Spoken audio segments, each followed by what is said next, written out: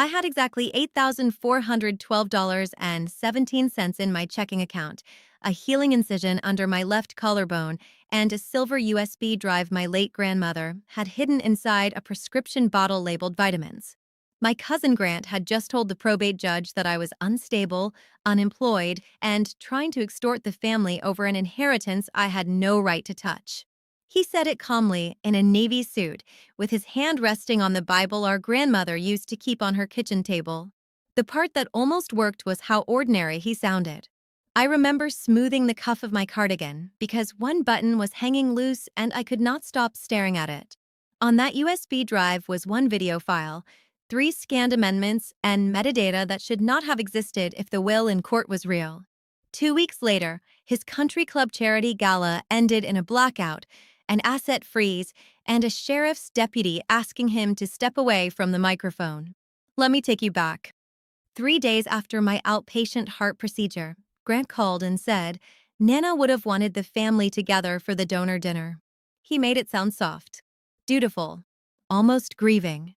Our grandmother, Evelyn Mercer, had died 6 weeks earlier, and because she had been one of those quiet women who funded libraries without putting her name on plaques, the city of Charleston was holding a preservation gala in her honor. Grant had appointed himself spokesman for the family. He did that a lot. I said, my doctor told me not to travel for another week. He paused just long enough to sound offended instead of surprised. Lena, if you miss this, you lose everything. That was the first time he said the quiet part out loud. I was 38, a forensic bookkeeper by trade, the kind of person people hire after they've already made a mess. Reliable, detail-oriented, slow to trust. My flaw was uglier than I liked to admit. I waited too long. I could map risk for corporations I'd never met, but in my own family, I mistook endurance for virtue. I kept thinking patience would eventually look like love to the people who benefited from it. It never did. Grant was 41, a regional real estate broker with a church smile and a habit of saying family first right before he sent someone else the bill.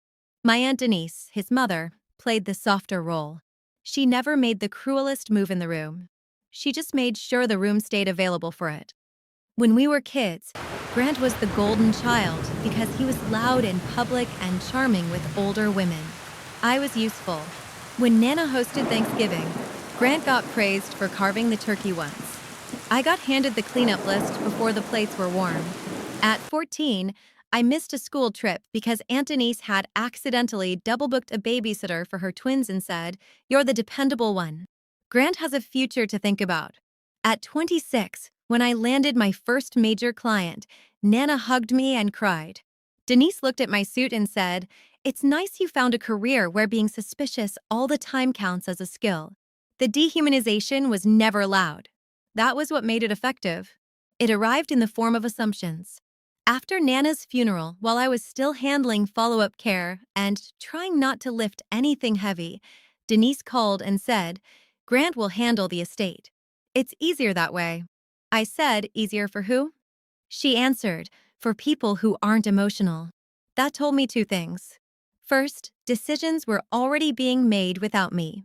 Second, they were setting the ground for discrediting any objection I raised. Nana had owned more than people realized. Not mansions. Not yachts. Better than that. A historic duplex near the Battery, a small commercial building with 2 long-term tenants, a brokerage account, and minority ownership in Mercer House Holdings, an LLC Grant used to brag about as if he had built it himself. He had not. Nana funded it. Quietly. Years ago. At the first probate meeting, Grant produced a neat packet and slid it across the conference table like a waiter presenting dessert. "The latest will is straightforward," he said. "Everything consolidates under me for efficient management. Lena gets a discretionary stipend once the estate settles." I looked at him. A stipend. He smiled. "You've been sick." We all agreed it would be safer. We all had not agreed. I had not even been informed. The attorney at that meeting was one Grant had selected, a man named Paul Hensley, whose cufflinks cost more than my carry-on. He kept using phrases like streamlined administration and family harmony. When I asked why Nana's longtime attorney wasn't there, he said, Mrs. Mercer made a change near the end. Near the end. 2 words that can carry a lot of fraud. I took the packet home and read every page twice. The signature looked like Nana's, but the pressure pattern was wrong. She had arthritis in her dominant hand. Her signatures in the last 2 years had a small upward tremor at the end of the M. This one was too clean, too practiced. There was also a notarized witness page with a date that put execution on a Sunday. Nana's bank branch and her old lawyer's office were both closed on Sundays. I put the phone face down. Then I waited. Not because I was unsure. Because I wanted one clean move, not 10 emotional ones. The next morning, a man named Owen Price called. He introduced himself as the junior facilities manager for one of Nana's commercial tenants, a pharmacy. I almost ignored the call because my chest was sore and I was tired of hearing careful voices. Then he said, "Ms. Brooks, I think something your grandmother left behind belongs to you." We met in the pharmacy parking lot. Owen was maybe 30, rumpled, nervous, carrying himself like someone who had decided to be brave once and hated the sensation.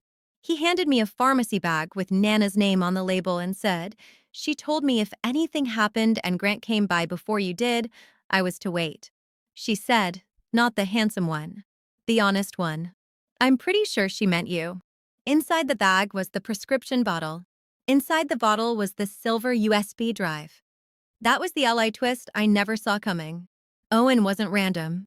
Nana had served on the pharmacy's small business loan board 15 years earlier and quietly helped his mother keep the place open after his father died. Loyalty, properly invested, compounds. I drove home shaking hard enough that I had to sit in my car another 5 minutes before I could trust my hands. The USB contained 4 folders. The first had scan tax returns. The second had LLC operating agreements. The third contained a video Nana recorded on her iPad. The fourth was labeled CANARY. The second folder changed everything. Mercer House Holdings had an amended operating agreement giving Nana a controlling interest through preferred units Grant had omitted from the probate asset summary. Omitted was a polite word. Hidden was more accurate. There was also a fraud carve-out tied to an irrevocable trust Nana had established for my father's long-term care. My father lived in assisted living outside Columbia after a stroke 2 years earlier. He still knew my voice, still remembered old songs, and still believed Denise would do the right thing, which was one of the saddest sentences I'd ever heard. Then I opened the folder marked CANARY. Inside was a 1-page memo from Nana's longtime attorney, Catherine Vale. It explained a CANARY clause she had inserted into the trust documents after persistent pressure from one beneficiary. If any party presented an unapproved amendment, attempted to suppress a listed asset, or interfered with distributions to my father's care trust, that party would forfeit all personal distributions and trigger immediate review by the court-appointed fiduciary. In plain English, if Grant cheated, he didn't just lose his bonus. He burned his whole inheritance. I called Catherine Vale's office immediately. She answered herself. Older voice.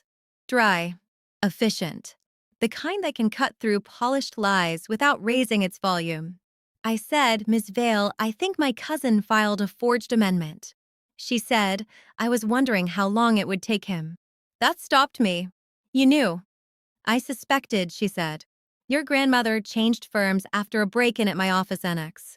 Nothing valuable was taken, which usually means the thief knew exactly what was valuable. Evelyn moved the originals and asked me to hold certified copies off-site. I've been waiting for someone to waive the wrong document in the wrong room." That afternoon, I sat in Catherine's conference room while she explained each term in plain language. LLC ownership, fiduciary duty, fraud carve-out, notarized signature defects, metadata authentication, injunctive relief, asset freeze.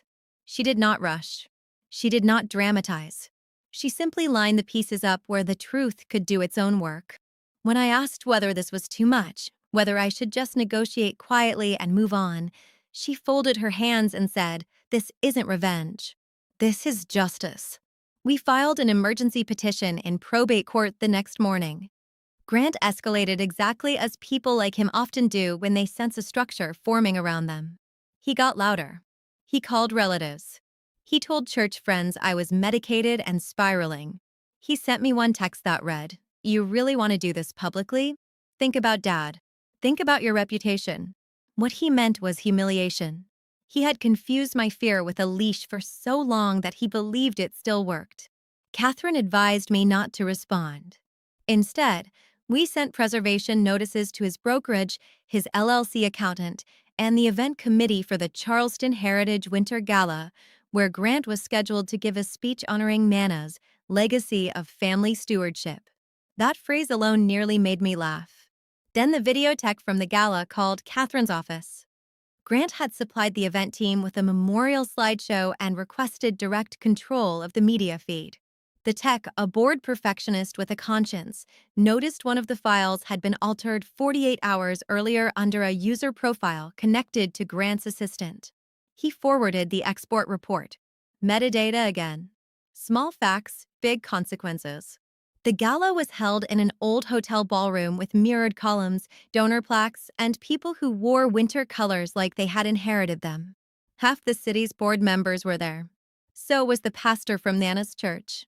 So was the director of the Historical Society, who had no idea the endowment Grant was praising from the podium had been funded through a trust he was actively trying to strip. I went because Catherine told me to. Fraud likes empty chairs, she said. Don't give him one. I wore a black dress I had owned for years and low heels because my chest still hurt if I stood too long. Grant saw me near the back and smiled like he was indulging a child's tantrum. "Lena," he said, leaning close. "You always did pick the worst stage for a breakdown." I said, "You should start reading what you sign." He frowned, just slightly. It was the first honest expression I'd seen on him in weeks. The reveal started small. Grant began his speech by thanking donors, praising family, and describing Nana as a woman who trusted him to continue her vision. Then he invited the room to watch a short tribute video. The first 30 seconds were exactly what he expected. Childhood photos, church picnic, ribbon cutting, Nana holding my father's hand in the rehab garden. Then the ballroom lights flickered once and the screen cut to a system prompt. Someone near the AV table muttered. The projector went black. Location twist. Old building. Temporary outage. Just enough chaos to expose who had prepared and who had only performed. Emergency lights came on in amber strips along the walls. People shifted in their seats. Grant made a joke into the microphone about historic venues having historic wiring. A few donors laughed politely. Then the backup generator engaged, the projector rebooted, and a different file opened. Nana filled the screen. No music. No montage. Just her in her blue kitchen, reading glasses low on her nose, looking directly into the camera. "If you are seeing this in a room full of people," she said, "it means someone ignored my private instructions, and if it's Grant, then for once he has saved me the trouble of proving a point myself." The room changed. I have seen auditors catch embezzlers. I have watched divorces begin in silence across conference tables. Nothing is louder than a public room realizing it has misjudged the main character. Nana continued, calm as weather. She named her controlling LLC interest. She named my father's care trust. She named me as co-fiduciary successor if any beneficiary attempted coercion, forgery, or concealment. Then she held up the first page of the CANARY clause and said, "Catherine, if he's still trying this, use the mean file." There was a small gasp somewhere to my left. Grant rushed toward the AV table. Security intercepted him, not aggressively, just professionally. The pastor at table 6 removed his glasses. The Historical Society director stared at the screen like she'd been handed a second biography of a woman she thought she knew. Then the bigger reveal landed. Catherine, who had entered from the side aisle during the outage like she had timed it with the building, stepped forward and handed the event chair a packet. Certified copies. Affidavits. The original trust schedule. The metadata report. A sworn statement from the notary whose seal appeared on the fake amendment. She had not notarized it. She had retired 6 months earlier. Grant said, into the deadened room, "This is harassment." Catherine did not look at him. "No," she said, "this is documentary evidence." Then came the nuclear part. 2 sheriff's deputies entered with a court order granting temporary injunctive relief, freezing estate distributions and prohibiting transfer of any Mercer House Holdings assets pending hearing. One deputy asked Grant to surrender his event badge because he was listed as an unauthorized representative in matters concerning the Mercer estate. It was so administratively phrased that it became devastating. Denise stood up too quickly and knocked over a water glass. "You can't do this in public." Catherine said he did. The next week in probate court, the courtroom went silent. Not when Catherine spoke. Not when the judge reviewed the forged amendment. Not even when the metadata expert explained that the PDF Grant claimed had been scanned from a 2024 original had actually been created on his assistant's laptop 11 days after Nana died. The silence came when the judge looked over the rim of his glasses and asked Grant, "Did you or did you not represent to this court that these were the decedent's final executed wishes?" Grant tried the usual route first. Confusion. Delegation. Blame. His assistant uploaded the wrong file. His mother misunderstood. His attorney relied on documents provided in good faith. Then Owen Price testified that Nana had anticipated interference and intentionally placed redundant records off-site. The social worker from my father's assisted living facility testified that Denise had repeatedly asked whether trust funds could be redirected if family management changed. The notary testified by affidavit. The banker testified in person. Pattern is a powerful witness. Judge Holloway voided the fraudulent amendment, removed Grant from any administrative role, and referred the forgery issue to the solicitor for further review. The court appointed a neutral fiduciary for interim estate administration, enforced the CANARY clause, and authorized immediate protected distribution for my father's care. Grant's personal inheritance rights under the trust were suspended pending final accounting, which later became forfeiture. Denise lost occupancy rights in the duplex because she had been living there under an informal family arrangement contingent on good faith cooperation with the estate. There it was, asset control, eviction, disinheritance, all delivered by paperwork and patience. When we stepped outside, Grant said, very quietly, "You ruined this family." I looked at him for a long moment and said, "No." I stopped covering for it. Then I got in Catherine's car because mine was blocked in, and for the first time in months, I let myself breathe all the way down. 1 year later, my father was in a better facility with a garden he liked and a pianist who came every Thursday. Mercer House Holdings had been professionally restructured. One of the buildings was sold through court approval, and the proceeds stabilized the care trust for years. I served on the Historical Society board for exactly 1 term, which was enough to honor Nana without turning grief into a hobby. I was still a forensic bookkeeper, still detail-oriented, still learning that boundaries are not cruelty just because someone else is inconvenienced by them. Grant took a plea on a reduced fraud-related filing count tied to the forged probate submission, avoided jail, lost his license for a time, and became very unpopular in rooms where trust used to carry him for free. Denise moved into a condo outside town and started telling people the whole thing was a misunderstanding, which is what some people call consequences when they arrive in writing. The USB drive stays in my desk now. Not because I need it, because it reminds me that the truth does not always come with thunder. Sometimes it comes in labeled folders, dated signatures, and one person finally deciding not to play the role they were assigned. If you've ever been treated like the extra pair of hands in someone else's life, you already know this. Boundaries don't make you cold. They make you visible. And once that happens, the right people can finally see you clearly. Have you ever watched someone mistake your patience for permission? Tell me in the comments. And if you want more stories where justice stays calm and still wins, subscribe.